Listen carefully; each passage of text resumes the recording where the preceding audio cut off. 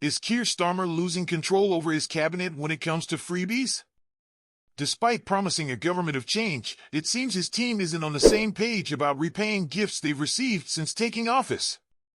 So, what's really going on? Let's break it down. Keir Starmer has found himself in hot water recently, not just with the public, but seemingly with his own cabinet. After the Prime Minister paid back over £6,000 worth of freebies, many expected his top team to follow suit. But, so far, they've declined to do so. So, what exactly are these freebies? We're talking concert tickets, luxury events, and high-profile sporting experiences. Take Deputy Prime Minister Angela Rayner, for instance. She accepted an £836 visit to a DJ booth during a wild night out at an Ibiza nightclub. Then there's the Chancellor of the Duchy of Lancaster, Pat McFadden, who enjoyed tickets to a Bruce Springsteen concert at Wembley Stadium worth over £300.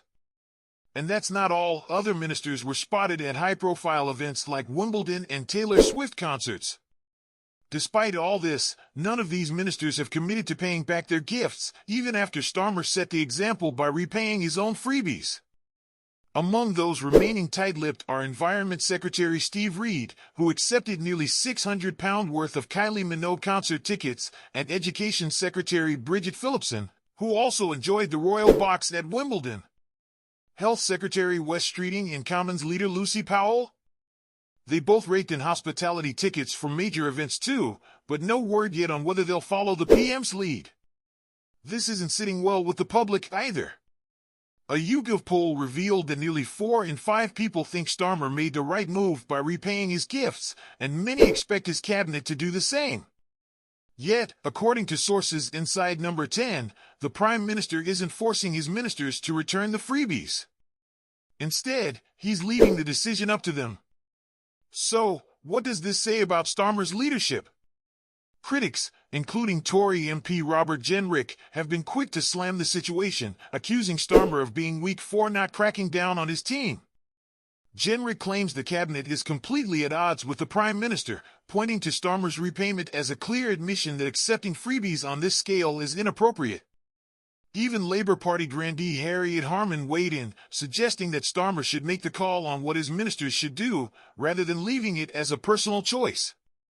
Harman and others have called for new rules and processes to handle this kind of situation moving forward.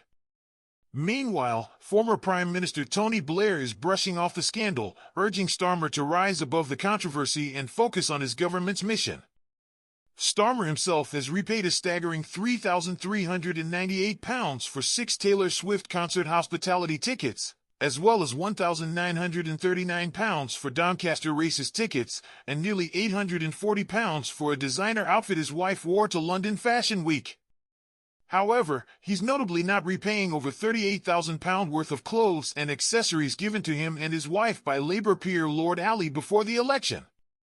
As the backlash builds, the question remains, will the rest of Starmer's cabinet face public pressure to repay their freebies, or will they continue to stand firm? That's a wrap for today's video.